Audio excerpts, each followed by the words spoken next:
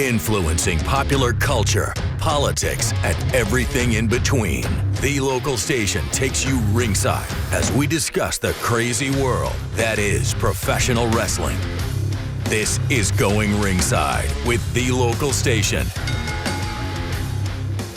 Hello there. Thank you for joining us on this latest episode of Going Ringside. I am your host, Scott Johnson. So glad you could be with us because you are literally going to see a star in the making right here. Dani Sekelsky just won LFG. Now she moves on. NXT is next, and who knows what is after that. We were so excited to talk to the LFG winner who just has that natural talent, that natural it factor to go to the next level, and that is literally what is happening right now. She just sat down with my producer here at Going Ringside, Rory Thompson, for this good interview, and then a little later on, Desiree Josen, friend of the show with the Chutes and Ladders podcast, will be here to talk about what is next for Dani Sekelsky. But for now, let's get to it. Here's Dani Sekelsky, the latest winner of WWE's LFG. All right. So, Dani, thank you for joining us on Going Ringside. How are you? Like, you won season 2 of WWE LFG. Like, how has that been since you won? Yeah, well, first of all, thank you for having me. So going on maybe like 3 months ago now, I won LFG. And going through season 1, I think I was so new to the Performance Center that I was still trying to figure out who I was as a wrestler, which I think we still do every single day that we are working here. But I wasn't quite comfortable in my own skin yet. And when I got into season 2 and Undertaker put me on his team, I just feel like I was able to explore multiple sides of me and just kind of dive into whatever he wanted me to tackle. And going off on top season 2, it was kind of just like, man, I had gone through a journey I never expected. I tried different characters, different personas, and I put my all into it. So it felt like that cherry on top. I don't want to say that winning was like the only thing I wanted, but obviously going into that competition, that was the goal. And to be able to do it with Undertaker as my mentor and just, like I said, come out on top with Shiloh, my teammate, was the best experience I could have possibly imagined. Okay, so and I know we just talked about your win, but let's kind of bring it back to your beginning. Coming from cheerleading NFL to now pro wrestling, how was that transition? Like going from your Sundays, you're in front of 60,000 fans in Tennessee. Now you're in front of thousands of fans in WWE. What was that transition from going from cheer, especially like you did in college, you did at Penn State. So what changed from, cheer to now?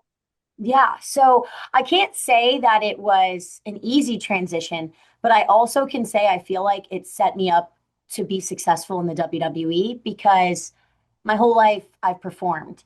I've smiled, everyone asks about my red lipstick and why I still wear it. And it's because it's that final touch to me before I step out in front of a crowd that makes me feel like a performer. And I've had it on since I was, my goodness, probably 5 years old.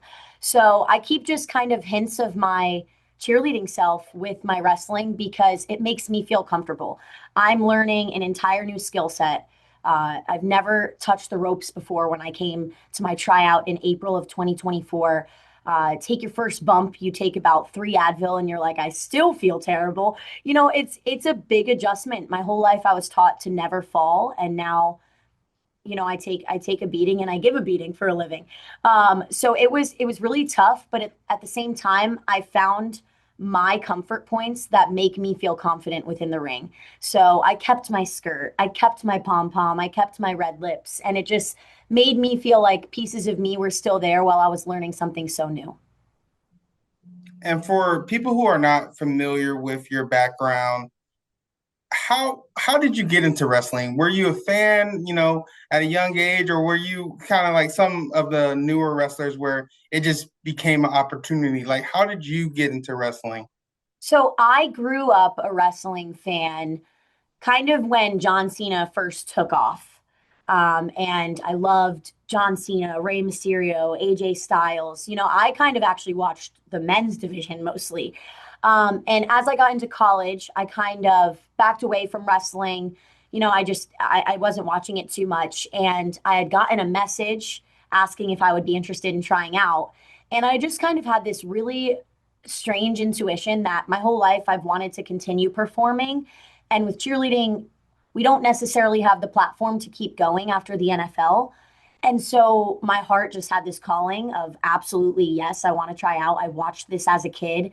And immediately I started watching again. So I tried out at WrestleMania in Philly in 2024. But my first message from the WWE actually came a year earlier in May of 2023. So I was a senior in college, but I had already committed to the Titans. So I kind of just wanted to stay in touch. I knew it was an opportunity that I would not take for granted and I would not give up. So I stayed in touch with one of the recruiters and was able to try out a full year later. So it was kind of just, I feel like this weird fate. I loved it growing up. Can't say I ever thought I would do it, but to be able to do it and to actually fall in love with what I'm doing as quick as I did, I'm just so grateful. And so to keep going on that, like you watched like John Cena, you have the Undertaker as your coach, as your mentor for season 2, and Mickey James for season 1. How was it working with those two legends of wrestling? And like, what did you really learn from both of them? So, first season working with Mickey was amazing. Being an athlete and especially a professional athlete before coming into this building, you think if I'm not the top of what I'm doing, I'm not good at what I'm doing. And learning from Mickey that she was in developmental for 6+ years before getting that first TV debut and hearing kind of just how women's wrestling was structured then of, you're about to walk out and she would tell us, hey, 2 minutes has been cut. You have like 2 minutes when you get out there, and the way that she talked about how she seized every opportunity kind of set me on that path to not take any opportunity for granted when it came to LFG.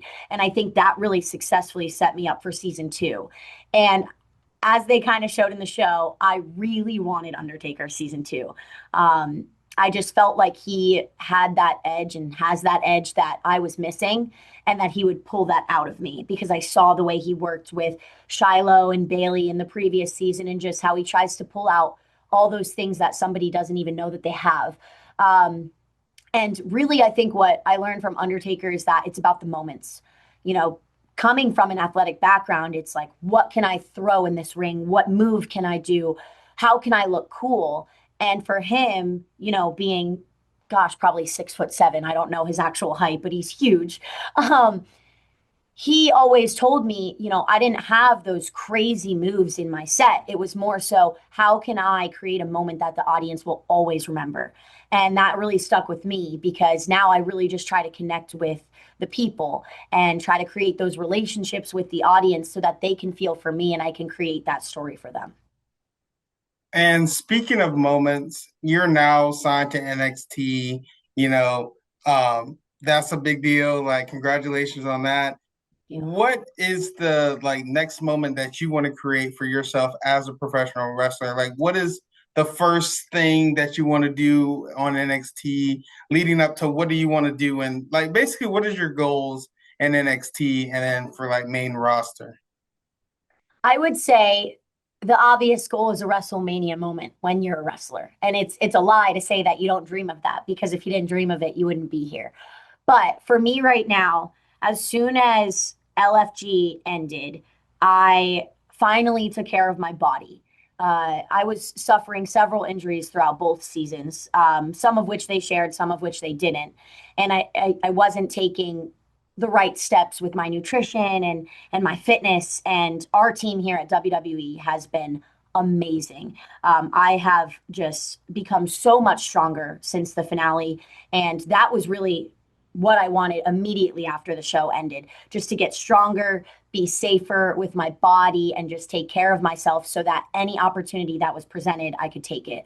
And so that was the immediate goal. I would say now in the place that I'm in, obviously I am eager for my TV debut. I have a few people, obviously, I mean, any woman I'd love to work with on our roster, but a few obviously that I'm very passionate about working with and would love the opportunity to. But for me, it's really just creating that moment of my TV debut and making it unforgettable. That's my goal right now because it's going to be such a big opportunity for me. And I'm putting a lot of pressure on myself, but I think anybody would in this situation. So I'm very excited for my debut. Long term, obviously, I'm going for that NXT Women's Championship. So that's the goal. I mean, if I'm going to be in NXT, I want to make a name for myself in NXT. So I'm really excited for what's ahead.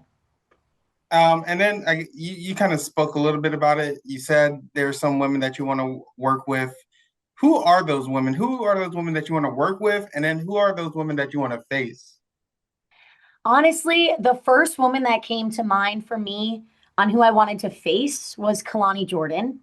And we have similar backgrounds. So I think that's something that made me really excited at the possibility of working with her.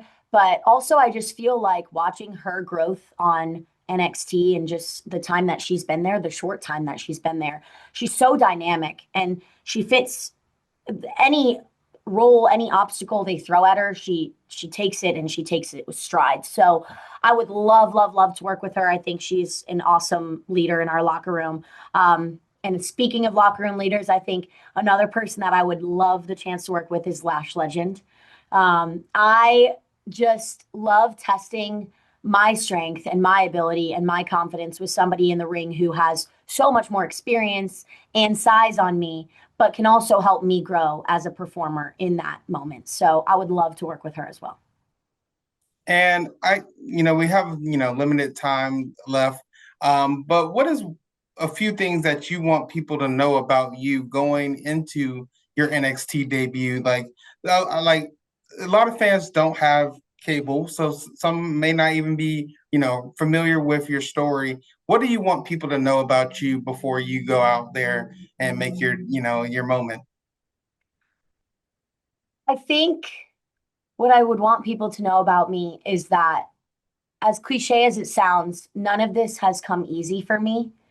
And it's very easy to get lost in that cheerleader smile and the pom pom and all the good things that you see. And I'm so grateful for the journey I've had. It's built me into such a strong woman. I can't complain. Like, I've had the best coaches, the best mentors, my amazing family, my amazing friends. But my kind of message to everybody and something that I've learned in my life is that you only really love the good days when you have the rainy ones.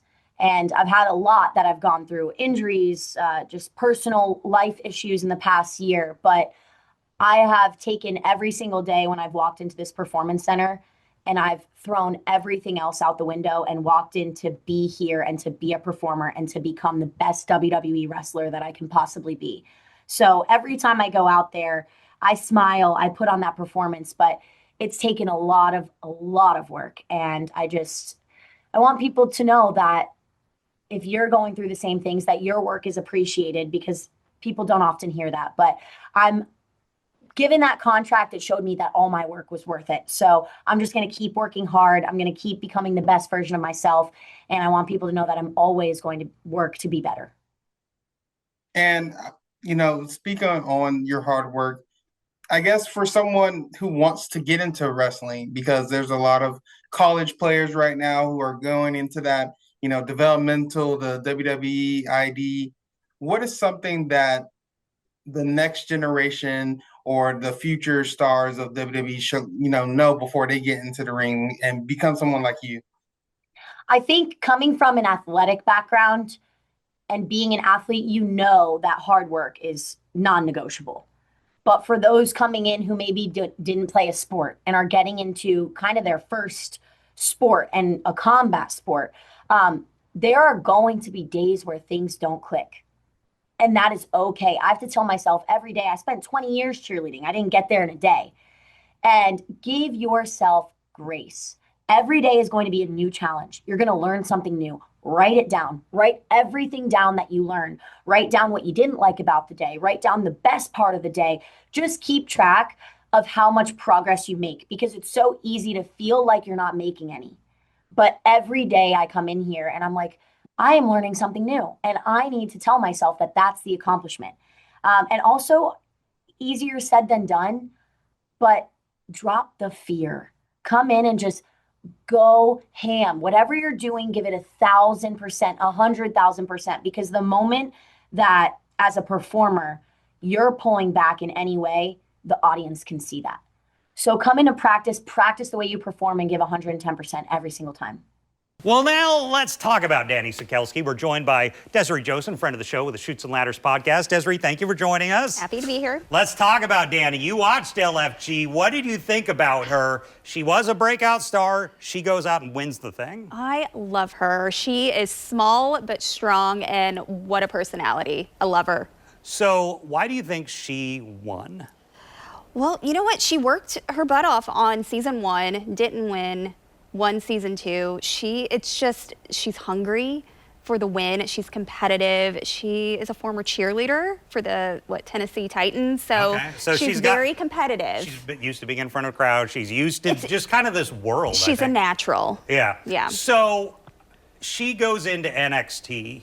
You're dealing with just such a strong women's division in NXT. What do you think it will take for her? I mean, how do you see that going for her? You know what?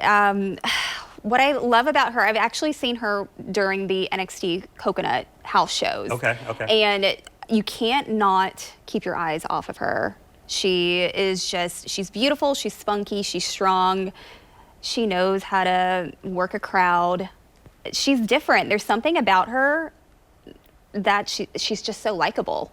So NXT, you've got Lola Vice, you've got not Mariah May, I didn't mean to say that, Blake Monroe. Sorry, slip of the tongue there. But you've got a lot of major names in the women's division. Do you think it comes down to really who she works with? Yeah. Who you feud with that make you look better? I think so. And she had her first, I believe, match this past week, I want to say, against Fallon. Yeah. Huge. So, in my opinion, the females seem, my opinion, they seem to progress quickly. Yeah. Maybe quicker than the guys do a lot. Because I'm looking at a lot of the WWE champions, they're on NXT not that long ago. Yeah. They have a charisma. The camera loves them.